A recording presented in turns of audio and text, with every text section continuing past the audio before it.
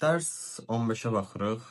Dərs 15 bizdə loqaritmik funksiyalardır. Dərs 16 törəmə olacaq, üstü və loqaritmik funksiyalardır. Çətin bir dərs deyil, asan bir dərsdir. Düsturları, qaydaları mənimsəyəndən biləndən sonra onların misalları tətbiq etmək çox asan olacaq. Bir də artıq bu mövzularda ümumiyyətlə riyaziyyatın bəzi mövzularında biraz yaradıcılıq lazımdır. Məsələn, mürəkkəb bir şey verir. Deyir ki, bunu sadələşdirin. Orada təkcə bir düsturu bilmək kifayət vermir. Gərək mövzunu ətraflı biləsən, biraz da yaradıcılığın olar ki, yəni problemin həllini tapa biləsən, problemdən çıxış yolu tapa biləsən. Loqaritma belə sadə dildə, lor dildə desən, bizim bildiyimiz üstü bir funksiya var. Üstü funksiya nədir? Məsələn, götürsəm istənilən bir əsasdan istənilən bir üstü ədədi. Məsələn, tutalım ki, biz normal qaydada 3 üstü 5-i yazırıq. Bu 3 üstü 5-in bizdə dəyəri var. 3 üstü 5-in dəyəri var. Amma biz bunu funksiya olaraq yazırıq ki, y bərabərdir a üstü x. Buna biz üstü funksiya deyirik. Gördüyünüz kimi burada da qeyd olunub. Loqaritma onun tərsidir. İndi aşağıda qeyd edəcəm nədir? Y tərif olaraq deyir ki, y bərabərdir a üstü x. Burada a böyük olmalıdır sıfırdan. Əsasımız sıfırdan böyük olmalıdır və a fərqli olmalıdır 1-dən. Çünki a 1 olsa bizdə bu üstü funksiya olmur. Ədədimizin özü əməlgər yaranır. Buna görə a fərqli olmalıdır 1-dən. Şəkildə olan funksiyaya biz üstü funksiya deyirik. Məsələn, yazıb y bərabərdir 3 üstü x, y bərabərdir 5-də 1 üstü x olaraq qeyd edilib. Qrafiklərinə baxsaq, qrafiklərimiz bu şəkildədir. A böyük 1 olanda y bərabərdir a üstü x funksiyasının qrafiki buradan bu şəkildə olur. Əgər a 1-dən kiçik 0-la 1-in arasında olarsa, y bərabərdir a üstü x funksiyamızın qrafiki də bu şəkildə olur. Yəni burada birinci, ikinci rübdən keçsin, amma burada birinci rübdən keçir. Yəni ikinci rübdən başlayır. Hər ikisində ikinci rübdən keçir. Sadəcə işarəyə diqqət etmək lazımdır ki, qrafikin forması necə olsun. Biz deyirik ki, xassisi olaraq qiymətlər df bilirdik ki, funksiya dərsinin nədir? X-in ala biləcəyi təyin olması, X-in ala biləcəyi qiymətlər, YF qiymətlər çoxluğu, Y-in ala biləcəyi qiymətlərdir. Təyin olmasında xüsusi bir halımız olmadığına görə bütün ədədlər, yəni mənfi sonsuzluq, müsbət sonsuzluq qeyd olunur. X burada istənilən qiyməti ala bilər. Amma qiymətlər çoxluğunda Y-in ala biləcəyi qiymətlərdə 0 müsbət sonsuzluq olaraq biz bunu qeyd edirik. Çünki dedik ki, 0-dan böyük 0 olarsa artıq bu yenə də üstü funksiya olmayacaq. Nə tək, nə cüt funksiyadır. Çünki qrafikimiz nə koordinat maşınına nəzərən simmetrikdir, nə də ki, ordinat oxuna nəzərən simmetrikdir. Dövr deyil, a böyüdür 1 olduqda artandır, a 0-la 1-in arasında olduqda azalandır. Burada qeyd olaraq da bəzi qrafiklər verilib, bu qrafikləri də göz gəzdirə bilərsiniz. İki fərqli funksiya verilərsə, onların müqayisəsinin grafikini verir. Daha sonra gəldik loqaritm. Mən dedim ki, loqaritm üstü funksiyanın tərsidir və tərif olaraq deyir ki, B ədədini almaq üçün A əsasını yüksəltmək lazım olan qüvvət üstünə B ədədinin A əsasına görən loqaritmi deyilir. Yəni, loqaritma nədir? Tutalım, biz yazmışıqdır 2 üstü 2 bərabərdir 4. Bu 2-nin biz tapmağın, yəni bu 2-ni tapmaq üçün biz loqaritmadan istifadə etməliyik. Yəni, yazmalıyıq ki, loqaritma 2 əsasından 4. Burada nəyə bərabərdir? 2-yə bərabərdir. Yəni, normal qaydada üstü funksiyanın üstünü tapmaq üçün istifadə edirik biz loqaritmana. Bu da onu deyir ki, yəni B ədədini almaq üçün A əsasını yüksəltmək lazım olan qüvvət üstünə B ədədinin A əsasına görə loqaritmi deyilir. Yəni, bu 4-ü almaq üçün 2-ni yüksəltmək üçün, yəni A əsasını yüksəltmək lazım gələn qüvvətə, yəni bu 2-yə biz B ədədinin A əsasına görə loqaritmi deyirik. Yəni 4-ün 2-yə görə loqaritmi deyirik. A üstü x bərabərdir B və x bərabərdir gördüyünüz kimi loqaritma A əsasından və burada A əsasdır. B də ədəddir. A böyüdür 0 olmalıdır, A fərqlidir 1 olmalıdır, B də böyüdür 0 olmalıdır. Bunun loqaritmik bərabərsizliklərdə qarşınıza çox çıxacaq. Mütləq bunu bilməliyik ki, burada A 0-dan da böyük olmalıdır, A fərqli olmalıdır 1, B böyük olmalıdır 0. Məsələn, deyir 2 üstü 4, 16 olduğuna görə biz bu 4-ü buradan yazırıq ki, loqaritm 2 əsasına 16 bərabərdir 4. Qarşıda indi xassələri falan yaxşı şəkildə mənimsəyəndə biləndə nəzim mövzunu tam yaxşı başa düşərsiniz. Loqaritmik funksiyalar dedik ki, y bərabərdir A əsasından x. A böyüdür 0 olmalıdır, A fərqlidir 1 olmalıdır. Üstü funksiya ilə yenə eyni. şəklində olan funksiyaya biz loqaritmik funksiya deyirik. Məsələn, burada verilib gördüyünüz kimi y bərabər loqaritma 4 əsasından x, y bərabərdir loqaritma 2-də 1 əsasından x plus 3. Burada yenə qrafikimiz üstü funksiyanın qrafikinə oxşasıdır. Burada artıq bizim başlanğıc nöqtəmiz 1-dən olacaq. A bölü 1 loqaritma a əsasından x funksiyasının qrafiki bu şəkildə olacaq. Əgər əsasımız 0 ilə 1 arasında olarsa, qrafikimiz bu şəkildə olacaq. Çünki bir qiymətini artıq ala bilməyəcək. Xassələrimiz var. Artıq burada yerlər dəyişdi. Çünki nəyə görə? Loqaritmik funksiya dedik ki, üstü funksiyanın tərsidir. Tərsi olduğuna görə də qiymətlər çoxluğu ilə təyin oblastının yeri dəyişdi. Burada təyin oblastımız, yəni x-in ala biləcəyi qiymətlər 0 müsbət sonsuzluq oldu. Y-in ala biləcəyi qiymətlər isə mənfi sonsuzluqdan müsbət sonsuzluğa, yəni bütün ədədlər yəni oldu. Nə tək nə cütdür, yenə bunun qrafiki nə koordinat başlanğıcına nəzərən, nə də ordinat oxuna nəzərən simmetrik deyil. Dövrü deyil, A1 olduqda bu da artandır, A0 ilə 1 arasında olduqda isə azalandır. Gəldik loqaritmin düsturlarına. Loqaritmanın düsturları bizə çox lazımdır. Bunları mütləq şəkildə bilmək lazımdır. Loqaritma a əsasından 1 bərabərdir 0. Nəyə görə? Çünki a üstü 0 bərabərdir 1.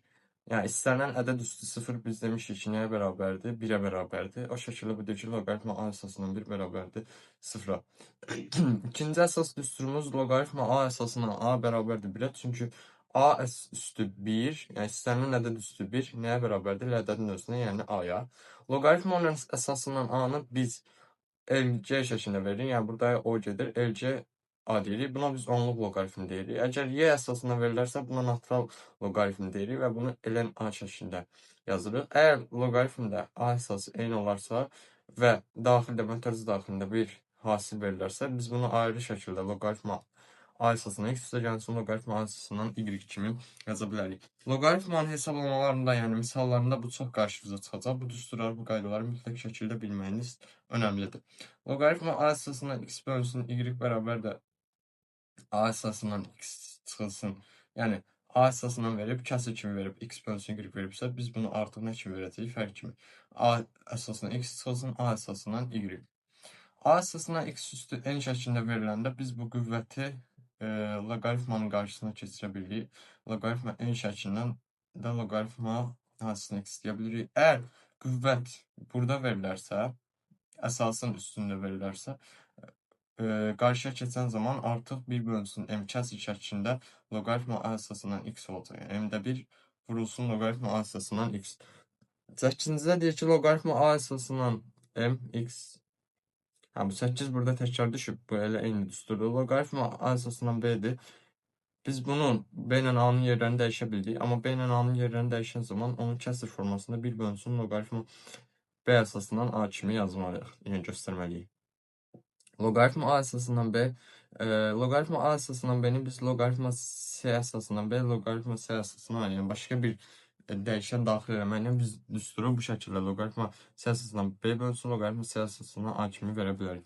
Əgər loqaritma a əsasından b vurulsun, loqaritma b əsasından c vurulsun, c əsasından d şəklində bu sonsuzluğa qədər də davam edə bilər. Bu tipli suallarda baxın, ədədlə əsas ixtisar gedə sonda birincinin əsası ilə sonuncunun ədədi loqaritma a əsasından d qalır. Əgər a üstü loqaritma a əsasından b verilərsə, bu bizdə 1-ə bərabər olur və normal qaydada cavabımız nə olur? B olur. Daha sonra loqaritma a üstü loqaritma b əsasından c-ni biz c üstü loqaritma b əsasından, yəni bunların da yerini dəyişə bilirik. Loqaritma a üstü loqaritma əsasından b bərabərdir b üstü kök altı loqaritma b əsasından a-ya. Bunların hamısının indi sınaqlar, testlər üzərində daha yaxşı başa düşərsiniz. Onların üstündə tətbiq edəcək, açıb qaydalara falan baxa-baxa, qaydaları tətbiq eləyə-eləyə daha yaxşı mənimsərsiniz. Videoları sona qədər izləyin ki, yəni yaxşı biləsiniz, yaxşı yazıda qalsın. İndi düşünürəm ki, bir 30-35 mövzu daha yerləşdirərəm. Sonuncu, ümumi bilmirəm sayı nə qədər olacaq. Mövzulara davam edirik. Artıq 1-2 mövzudan sonra həndəsiyə də baxacağıq. Həndəsənin də izahlarını yerləşdirəcəm. Ondan sonra artıq tam sınaqlar üzərində izahlar yerləşdirəcəm ki, bildiklərimizi onların üzərində tətbiq edə bilək. Loqaritma Bu nədir? A B üstü n'dir də. Hə, yox, bu loqaritmanın üstüdür. Loqaritm üstü n veriləndə biz bunu loqaritma A üstü n şəklində verə bilərik. Burada bilməli olacağımız əsas düsturlar bunlardır. Başqa nə var? Loqaritmlərdə müqayisə var. Loqaritmaları müqayisə eləmək olur. Necə müqayisə edə bilirik? Birinci şərtdə bizə verib ki, deyir ki, A böyüdür 1 və B böyüdür 1 olarsa, loqaritma əsasından B sıfırdan böyüdür. Məsələn, gördüyünüz kimi loqaritma 5 əsasından 3 nədir? Sıfırdan böyüdür. A kiçikdir. A 1 ilə 0-ın arasında və B də 1 ilə 0-ın arasında olarsa, loqaritma əsasından B yenə də sıfırdan böyük olacaq. Başqa burada əgər loqaritm A 1-dən böyük, B 0-la 1-in arasında olursa, loqaritma A əsasından B sıfırdan kiçik olacaq. Gördüyünüz kimi qeyd edib, loqaritma 5 əsasından 0,3 kiçikdir nədən? Sıfırdan. Əgər A 0-la 1-in arasında B böyüdür 0 olarsa, loqaritma əsasından B yenə sıfırdan kiçikdir. Gördüyünüz kimi yenə qeyd olunur. A böyüdür 1 olduqda, x1 x2-dən kiçik olduqda loqaritma A əsasından x1 kiçik olacaq loqaritma A əsasından x2-dən, yəni əsaslara yenə olan loqaritmlərin müqayisəsidir bu. Qeyd olunub, loqaritma 5 əsasından 3, loqaritma 5 əsasından 4-dən nədir? Kiçikdir. Digər tərəfdən x1 x2-dən böyük olduqda loqaritma A əsasından x1 yenə böyük olacaq loqaritma A əsasından x2-dən. Gördüyünüz kimi yenə qeyd olunub burada. Əgər A 0 və 1-in arasında olarsa, burada artıq əksinə olacaq. Yəni x1 x2-dən kiçiksə, deməli loqaritma A əsasından x1 loqaritma A əsasından x2-dən böyük olacaq. Gördüyünüz kimi qeyd olunub. Yəni bunların hamısı məsələn müqayisə ilə bizim əsas düsturumuza. Yəni bunu gətirib siz üstünə də göstərsiniz. Məsələn 0,3 üstü neçə 8 verər və yaxud da 0,3 üstü neçə 10 verər. Təqribi də hesablasınız, görərsiniz ki, həqiqətən də belədir. Ümumiyyətlə, bütün düsturlar, yəni bütün qaydalar bir-birini tamamlayır. Qaydadan qayda çıxararaq daha çox qaydalar bizə verilir. x1 x2-dən böyük olarsa, loqaritma A əsasından x1 kiçik olacaq, loqaritma A əsasından x2-dən gördüyünüz kimi burada qeyd olunur. A və B ədədləri 0-dan böyük və 1-dən fərqli ədədlər olarsa, qeyd olunub, x böyüdür 1 və A böyüdür B böyüdür 1 və ya A böyüdür B böyüdür 0, ikisi də kiçikdir 1.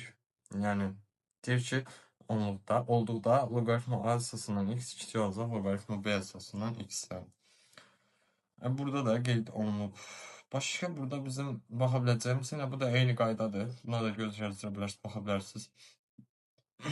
X 0-la 1-in arasında olarsa və A böyüdür B böyüdür 1 və ya bu şəkildə verilərsə, loqaritma A əsasından x böyük olacaq, loqaritma B əsasından x-dən. Yenə də deyirəm, bunları daha yaxşı şəkildə sual izahları, testlər üzərində baxaraq yadda saxlayacağıq, yəni öyrənmək olacaq. Belə məsələn qaydalara nə qədər də baxsaq, tətbiq eləməsək, o bizim yadımızda biraz yaxşı qalmayacaq. Yadımızda çətin qalacaq və bizə çətin gələcək.